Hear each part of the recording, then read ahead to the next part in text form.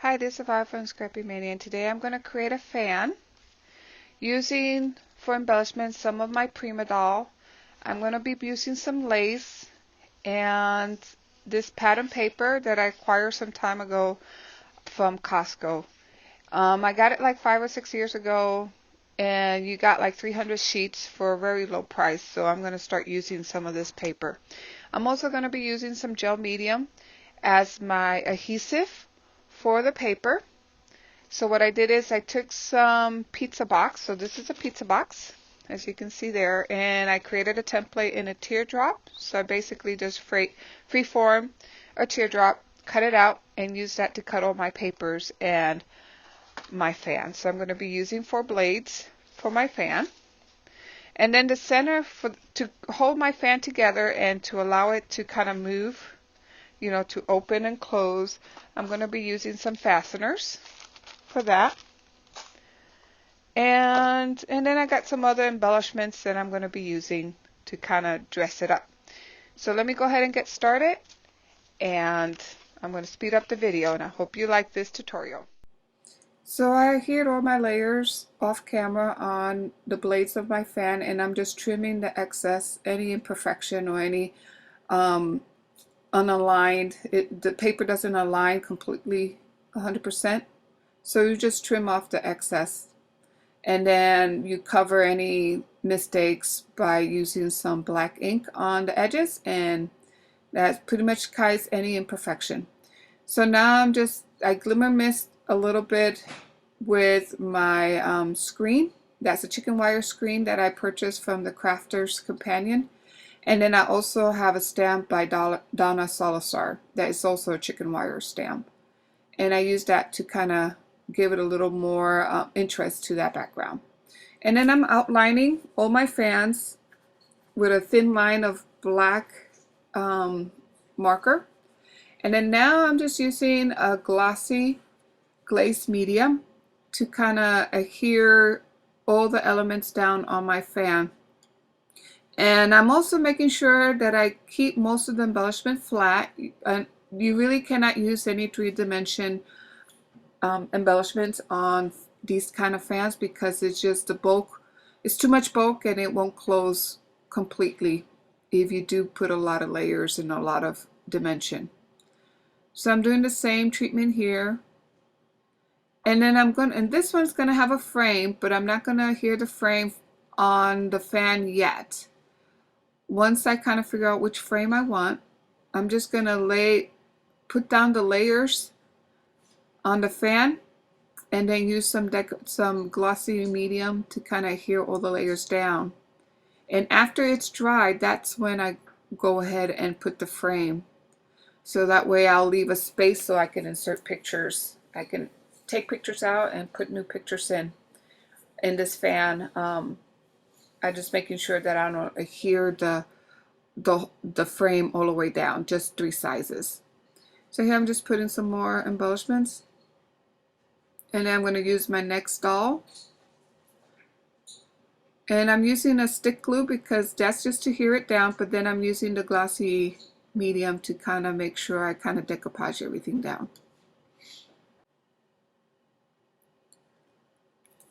So on my next one here, this one's going to have a frame. And I decided to put my Prima doll on top of the frame. So 3 of my blades are going to have frames, and the rest is just going to have my Prima dolls.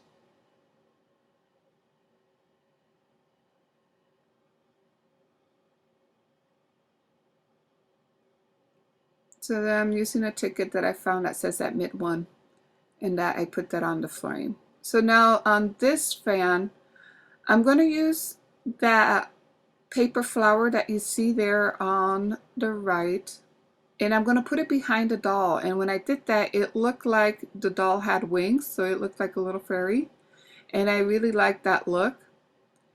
So I'm just decoupaging everything down with my glossy medium,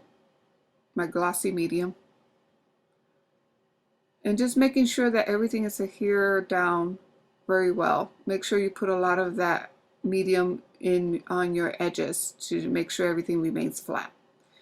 So here I'm just cutting out some butterflies, adding a little more dimension to this frame.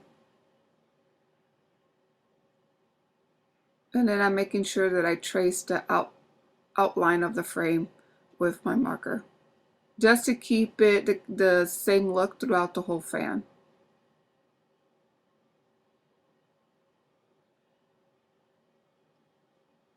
So now you're going to notice once I put all my embellishments down, I take the frame off and then I decoupage, or I put glossy medium on the whole blade. So make sure you don't kind of stick your frame down until everything is dry, and then you're just going to put adhesive on 3 sides of your frame so that way you can place pictures. You can put pictures in and out of your frames, so you can change them as the years go by. So this one, I found this little post-it frame, chipboard frame, that I colored it with my big marker, making sure that I'm color all the edges of the raw chipboard, and then I'm going to glue that to that little post-it stamp that you see there. And these post-it stamps, I found them on a K & Company paper pad. So I just cut all those little, it was a paper pad that had tons of post-it stamps with a lot of different images. So I cut them all up, and that's what I'm using for a lot of my embellishments and my layers. So now I'm ready to place my frames. Everything is dry, so as you notice, I'm just putting adhesive on 3 sides. So here I'm just going to place another frame. So all the frames that you see here were cut out using the original Sissic dies that I purchased a long time ago. They're not, you have to cut down your pictures in order to fit in these frames. They're not a standard size frame. So now I'm going to show you how I color the hair of my dolls. I use big markers and a blending solution. And that black pen is actually a refillable pen that you buy from Ranger, and you just fill it up with alcohol ink. And it works pretty well with the big markers. It's not, I mean, it doesn't come out as good as if I had Copics, but it does come out okay. So I like the look. It looks good. So here I'm just putting a layer of my glossy medium. And then this strip, it came with a paper pad, and it says a journey of 1,000 miles begins with a single step. The strip was a little too big, so I cut it out and put begins with a single step on the frame itself at the bottom there. And then now I'm adhering the doll on my fan, just adhering it so that way I leave a gap between her and the frame, so that way I can insert pictures underneath the doll. So now I'm ready to place my lace on the edges, and I like the look of it, of putting the lace, because it's similar to those antique fans that your grandmother or your mother had in the past. So I like the delicate look. And then I wanted to cover the seam with some rhinestone trim that I purchased some time ago at, I believe it was at Walmart. So here I'm just putting putting some more lace on the back side of the fan. So you need to put lace in the front and in the back of your fan, and then putting some more of that pearl or that rhinestone trim.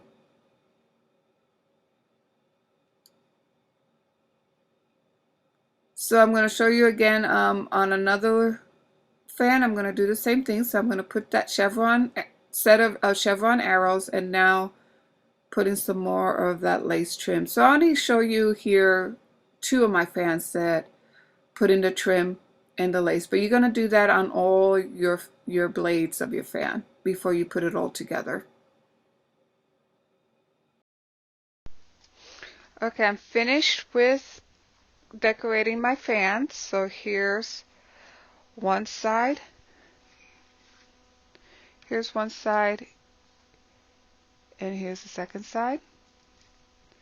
Here's the next side, and then it's easy to fit a picture in there. I left space so that way I can fit a picture.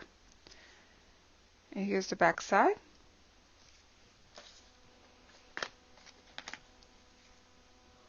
Here's one other side. Here's the next side.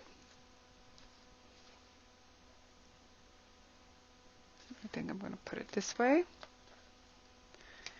And then here's the next one. Here's the...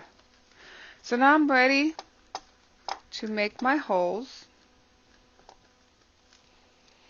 So I think I'm going to make the hole right there. And I'm using the We Are Memory Big Bite to create my hole. And I really love this tool. It goes through 4 to 5 layers of your cardstock. And here I'm using the fasteners, and I'm just pounding them down, making sure they're nice and tight on my project. Okay, I'm done with my project. So, and this is the other side, so as you can see. You can put pictures here. And then you can use it as a fan as well. Like that. And you can fan yourself. So I hope you liked this tutorial. And thank you for watching. Bye now.